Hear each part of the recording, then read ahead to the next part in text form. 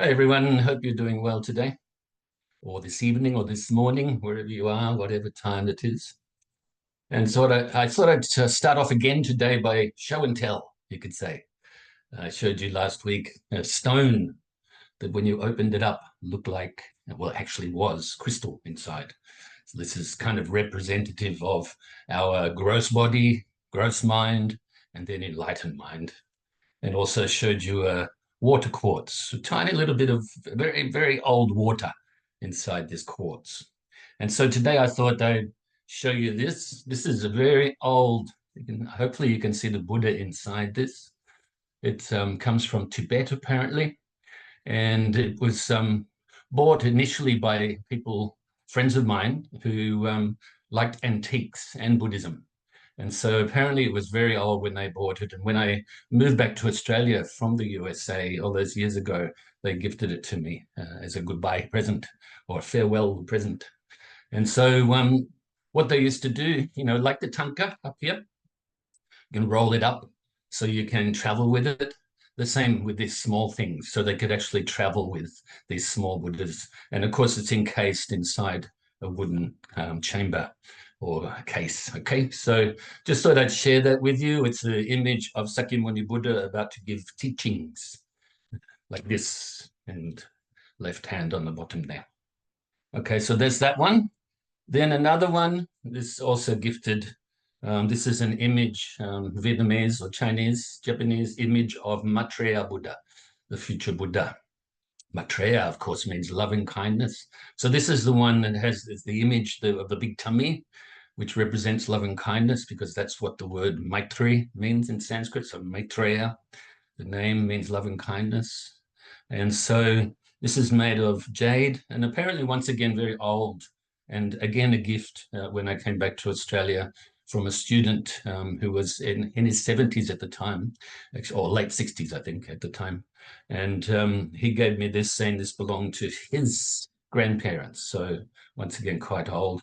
My mum's actually worn this over the years. So as I said to you many times before, I'm quite simple.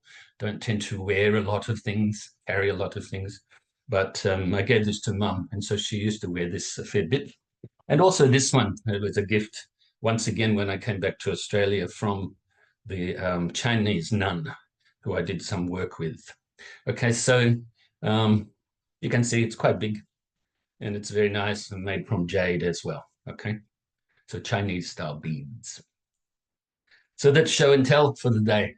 And Mum said, what did the students get from the show and tell? I just told her I was going to do it again this week. And I said, maybe some fun, some confidence, maybe a little bit of interest, because last week's, of course, was actually a teaching. And then this week I thought, you know what, I've got a lot of little things like this, so that were gifted over time. And of course, I appreciate the gifts. And part of practicing generosity is receiving gifts from others as well, but with no attachment. Maybe I did have attachment to some of these things.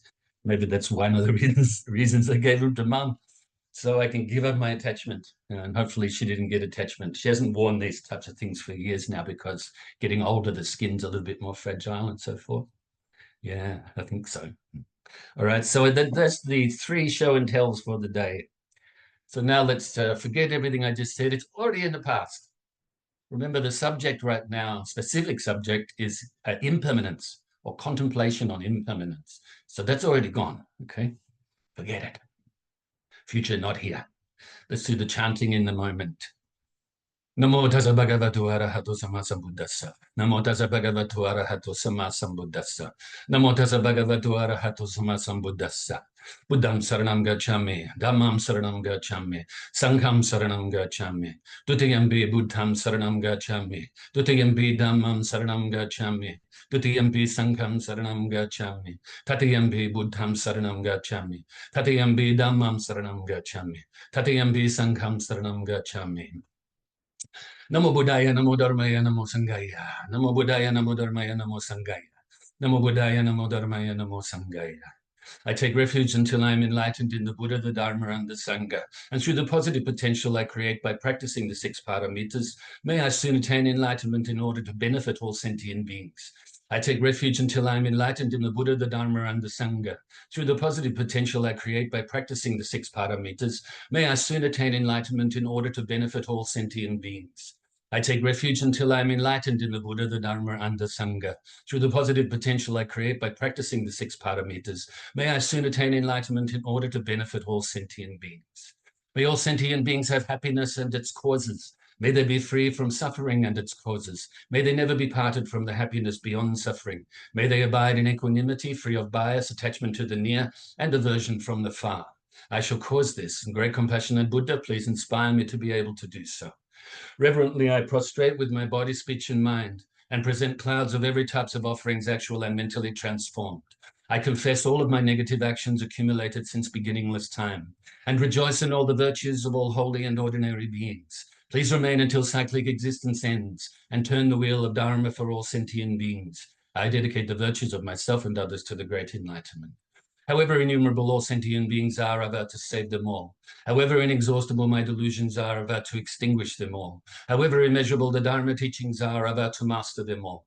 However endless the Buddha's way is, I vow to follow it completely. Om Mani Padme Hum, Om Mani Padme Hum, Om Mani Padme Hum. Tayatum Gate Gate Para Samgate Bodhi Swaha. Tayatum Gate Para Samgate Bodhi Swaha. Tayatum Gate Para Samgate Bodhi Swaha. So now get comfortable for some meditation, initially to release the tension in the body. So I'll take you through some details like I did last week. Then you could say it kind of couples in a sense of Vipassana meditation. Okay. So don't get attached to anything. Even you feel pain, it's not there ultimately. Don't attach to it. Don't have aversion for it. Everything has the nature of being impermanent. Everything has the nature of suffering or unsatisfactoriness. Everything has the nature of no self, no permanent self to be found anywhere, whether in the whole or in the constituents that make up the whole. So comfortable, like I said, not too tight, not too loose, not too much, not too little. Don't try too hard, but also don't be lazy. And bring your mind inside your body. We'll start at the tips of the toes and work our way up to the top of the head. So release the tension from your feet, from the top of your feet and your toes, the balls of the feet and the arches, and the heels, and around your ankles and Achilles.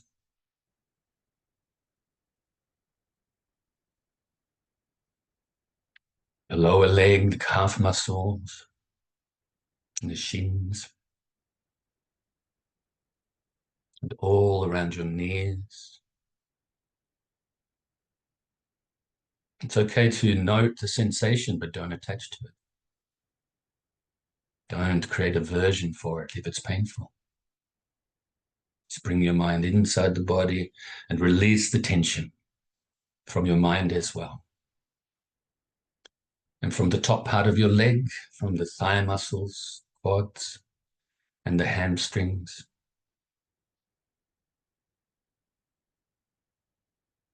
And the glutes and groin, hip flexors, around your hips.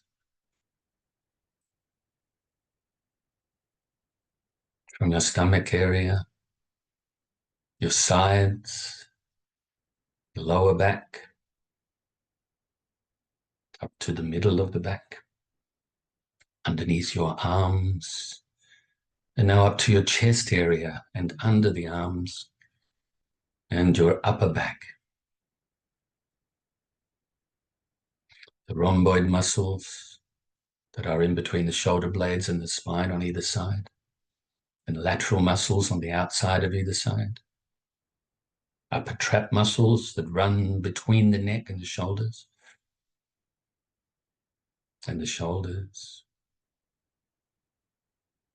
upper arms, biceps and triceps, around your elbows, forearms, wrists, hands and fingers and thumbs. Then up to your head. So around your neck, front, sides and back of your neck first. Release the tension from the back of your head and the sides of your head around your ears and temples. And all around your face. Cheekbones, cheeks. Make sure you're not clenching your jaw.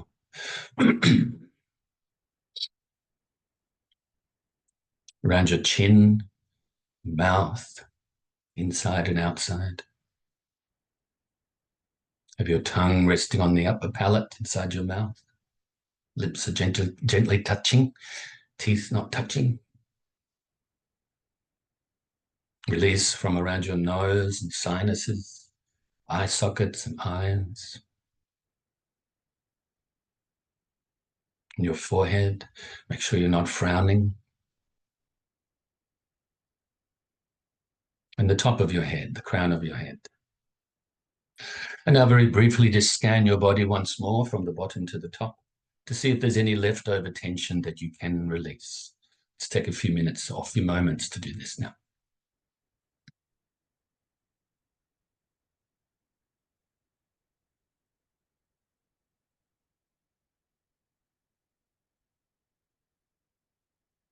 And now you can place your mind onto your breath, initially at the tip of your nose, as you breathe in your nose, and then follow the feeling of the breath as you breathe in your nose all the way into your lungs and back out your nose again. So breathing in and breathing out. Anapanasati in Pali. Sati means mindfulness. Anapana means the breath or the breathing process. So we are being mindful of the breath. And you be aware if your mind wanders off the breath. And then you conscientiously replace it back onto the breath.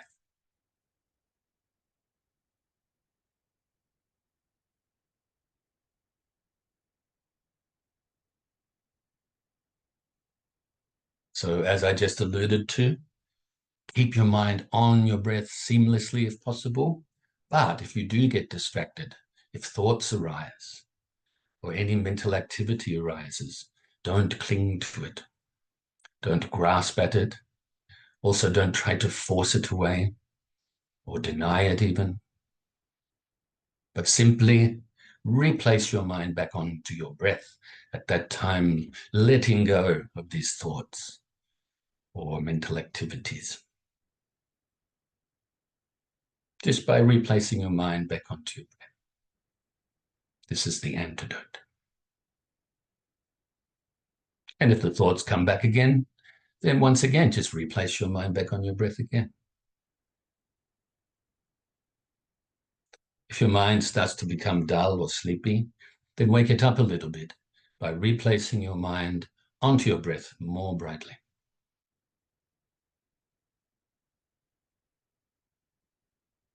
You may also like to add the extra technique of counting the breaths from 1 to 10. Don't count past 10 though, because we don't want the counting to become the focus. 1 in-breath, 1 out-breath is 1, and so on. But if you get distracted on the way to counting to 10, then go back to 1 at that time. Remember, it's not a competition with ourselves or with others, but this is the process of meditation. Sometimes you may have really good, easy meditations, and other times may be more difficult. But just go with it. It's not a big deal. Like I said, no competition. I'm not giving away money like lotto. There's no badges to be won. Through this computer, I can't give you these beads, this jade, good images. Just working to purify your mind. Calmly, morally, being generous to ourselves, being patient with ourselves, making the effort, and developing this concentration, which eventually leads to wisdom. So let's practice like this in silence for a little bit.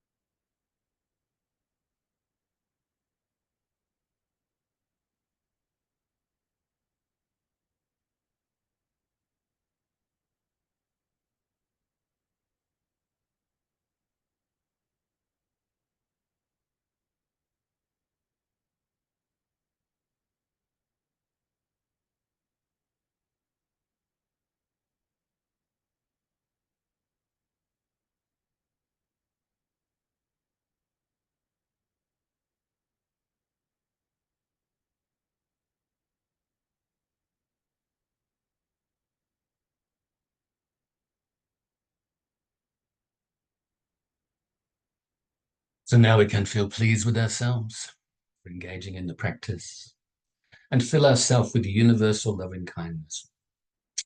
Utilize the visualization technique of filling our whole being with the white light or white nectar. Or if you prefer, just go with the feeling. Feeling is of utmost importance. Fill yourself with so much loving kindness, true, genuine loving kindness. Try your best to keep a mind of equanimity.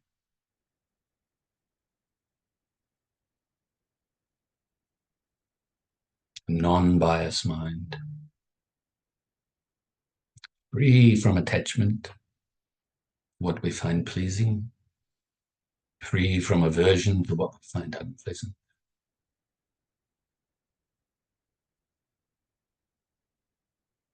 Fill yourself with so much loving kindness that it now overflows, radiates outwards, initially to your loved ones, family and friends, filling them with the universal loving kindness too.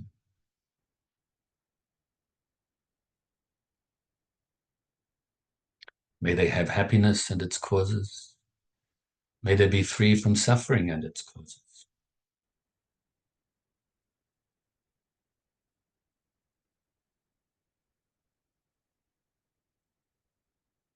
May they be peaceful. Now extend further to include strangers, those people that you're indifferent towards, whether you know them or not.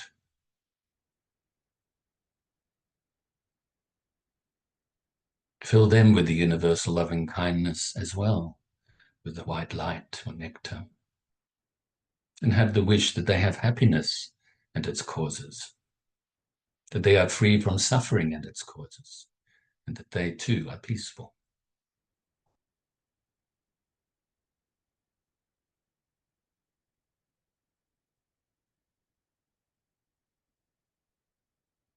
Now also include those you may regard as enemies, those people that you find it difficult to even think about, let alone be around.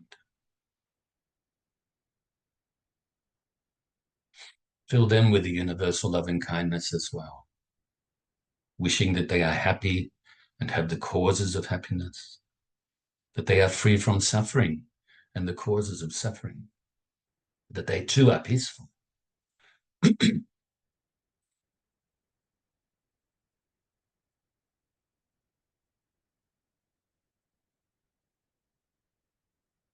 Now let's radiate further and further distance-wise, initially starting around your immediate area, to all living beings now, not just human beings.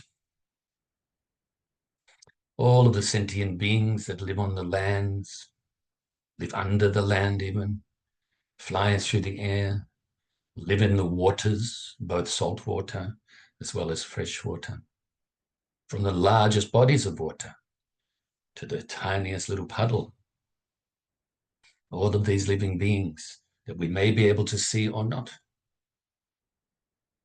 born from wombs, born from eggs, born from moisture or through transformation. Extend this loving kindness to all of these living beings now.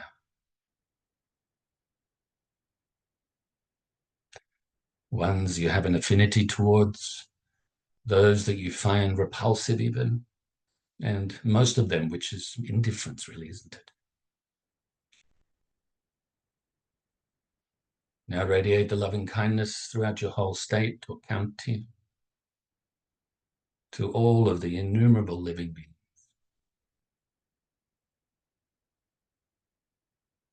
And other states and counties throughout your whole country.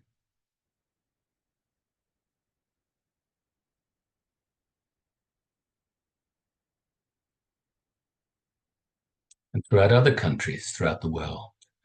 Those you have an affinity towards, those you're indifferent towards, and for whatever reason, those you have some negative feelings towards. Until your loving kindness pervades throughout all of the countries, throughout the world, and all of the oceans and waterways, down to the core of the earth and to the outermost atmosphere. And have your loving kindness continue out further and further, radiating outwards, gathering so much momentum, kind of like a tidal wave of loving kindness, spreading throughout the whole solar system. And all solar systems within the Milky Way galaxy, and all galaxies within the universe. until your loving kindness pervades throughout infinite space.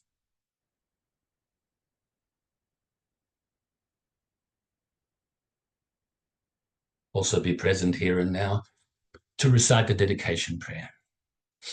Due to this merit, may I soon attain the enlightened state of the Buddha, so that I may be able to liberate all sentient beings from their suffering. May the precious bodhicitta, not yet born, arise and grow.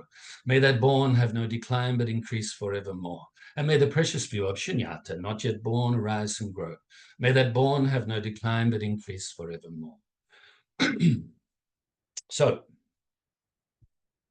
one little more glance at the nice jade beads given to you. No attachment. And the lovely Maitreya Buddha. And I think most of you know, I think I've spoken about it before on numerous occasions, but now I have. But the big tummy, this is actually an image from China initially.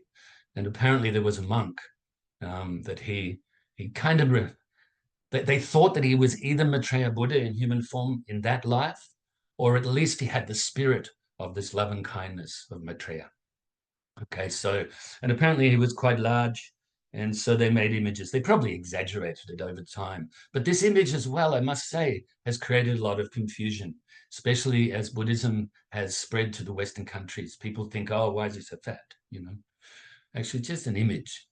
And once again, carrying this weight around, but still smiling with ultimate patience, loving kindness and care, and compassion as well, you could say. Okay, so very beautiful image.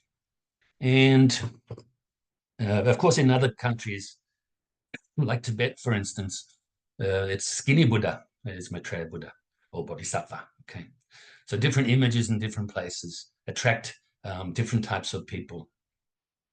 Once again, very old Sakyamuni Buddha. Sakya Muni, Sakya, the clan that he was born into, or the kingdom. Muni means sage or wise person or wise one. So the wise one of the Sakyas, and also known as Buddha Gautama, because that is the family name, Gautama. Okay. So don't let different titles, different names confuse you. So now it's time for my glasses. This is not show and tell. Okay. This is just aging eyes. All right. So once again, we are working to develop this renunciation that we need to enable us to really, genuinely develop the bodhicitta, or realize the bodhicitta and realize the wisdom of emptiness. Okay, so the three principal paths, or three principles of the path, if you like.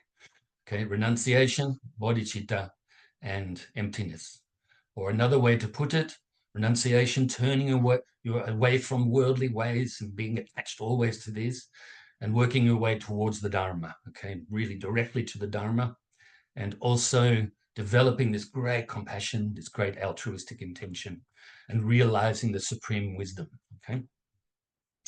So we are, as you know, up to meditation or contemplation on impermanence. We spent 5 weeks on contemplation on the precious human life. Now, this is week number 2 of probably 4, I'd say, maybe 3, on impermanence. The next one we'll do is on karma, on cause and effect, and then on the unsatisfactory nature of cyclic existence. And then after that, I'll just give a little bit of commentary on dependent arising, okay, interdependent origination, another way to put it.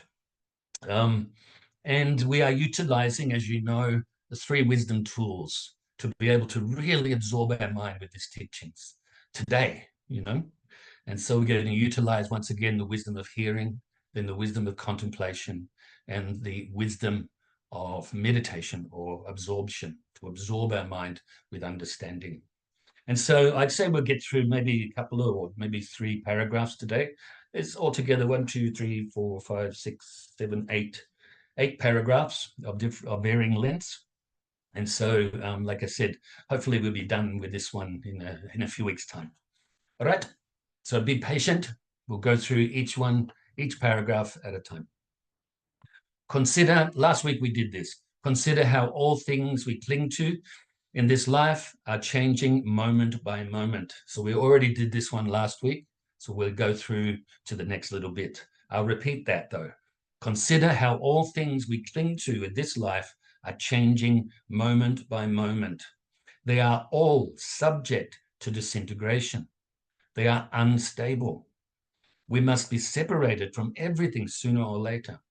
Everything that comes together also disperses. Things are always changing. You know, the existence, for instance, comes into being, arises some sort of existence of something, then has some sort of existence itself, then it disintegrates, is destroyed, finished, becomes something else, according to the law of karma, you know. All right, so close your eyes now and hear these words. All things are subject to this disintegration. Therefore, they are unstable, never staying the same for even a tiny little nanomoment. We must be separated from everything sooner or later. This could relate to people, it could relate to our physical objects, our own body, our thoughts, our opinions, our beliefs, all of these things, all of the Dharma in the sense of phenomena. Everything that comes together also disperses. As the Buddha said, when there is this, there is that. When this ceases, that ceases. Everything is becoming something else. And this is why I want to give a short commentary on interdependent origination as well, after we talk about these four preliminary practices or contemplations. Excuse me stuttering then. Okay, so once again, consider how all things we cling to in this life are changing moment to moment. They're all subject to disintegration. They are unstable. We must be separated from everything sooner or later. Everything that comes together also disperses. So you can contemplate this now. I'm sure you've already been contemplating. When you come to some good understanding, absorb your mind with this teaching, with this knowledge, with this understanding.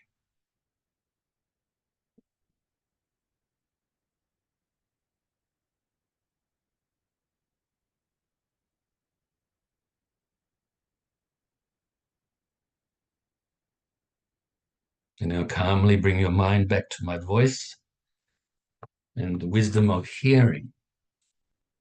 Firstly, I'll read you the whole paragraph. All meetings end in partings. What is here today is gone tomorrow. What rises falls. All health ends in sickness. Youth ends in old age. Since birth, we carry our death. There is no place that death cannot find us. We cannot add a single day. We relentlessly move in its direction. Nothing can protect us. Of course, the Dharma practice can protect us. Just a little footnote I've added to it. No wealth, no possession, no friend, no reputation, no success, no power, no beauty. Nothing can turn back death. You could say as well, I'll add this to this paragraph, that you could say every moment is like a birth and a death. It comes into being, exists for a short period, and then passes.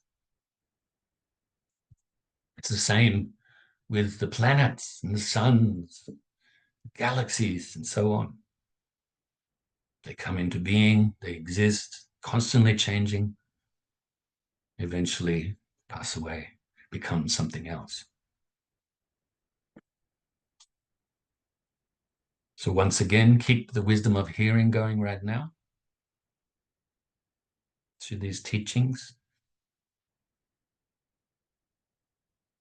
All things are constantly changing. Now hear this again and contemplate it. Whether you contemplate or hear it, remember it, and contemplate this whole paragraph or parts of the paragraph. Pretty much it's saying the same thing using different examples, different expressions, okay? All meetings end in partings. So contemplating this, what is here today is gone tomorrow. What rises falls. All health ends in sickness, youth ends in old age. And since birth we carry our death.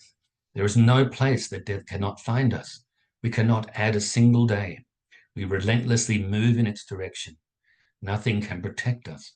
No wealth, no possession, no friend, no reputation, no success, no power, no beauty. Nothing can turn back death. So when you come to understand this, remembering the spirit of this teaching, helping us to realize impermanence, then absorb your mind with this understanding.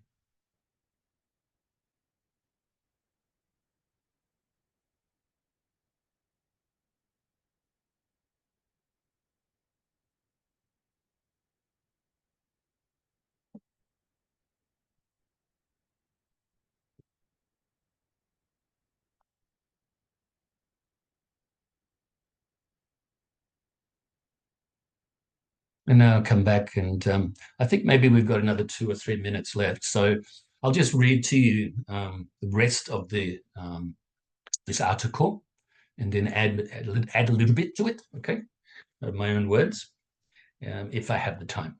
Okay, so I don't want to get cut off too badly. What I mean by that, it's fine to get cut off, but not in the middle of saying something that's really interesting or really important, okay? So I'll read it very quickly. All we have worked for, our whole life will be swept away. We cannot even for a single atom or take even a single atom of our prized possessions with us, or a single hair of this body that we have long served and cherished. All we will take with us is the karma that we have collected during our vain pursuit of worldly happiness during this and previous lives. We should contemplate well on the fact that life is fleeting and passes quickly, like a dewdrop on the tip of a blade of grass, which soon dries up in the sun when the sun rises.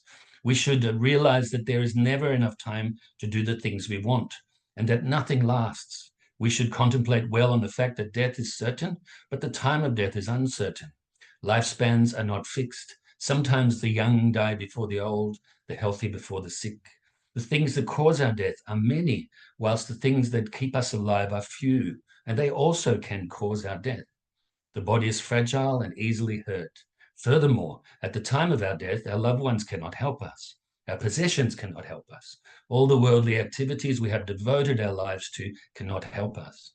Attached to things of this life, we think that impermanent things are permanent. We think that suffering things are happiness. We think that impure things are pure. We should realize that the only thing that can help us at the time of death is the mind trained in the Dharma. So in summary, the three key principles of meditation on death and impermanence are: 1, that death is certain; 2, that the time of death is uncertain; and 3, at the time of death, nothing can help us but our Dharma practice. So I'm pretty sure we'll finish soon. I'll say this: our suffering is impermanent, so rejoice. But our happiness is also impermanent, so practice Dharma now. I'm sure you've seen that teaching on my Facebook page or whatever. So I rejoice in your goodness. Keep a positive attitude. Practice the Dharma to the best of your ability and share goodness with others.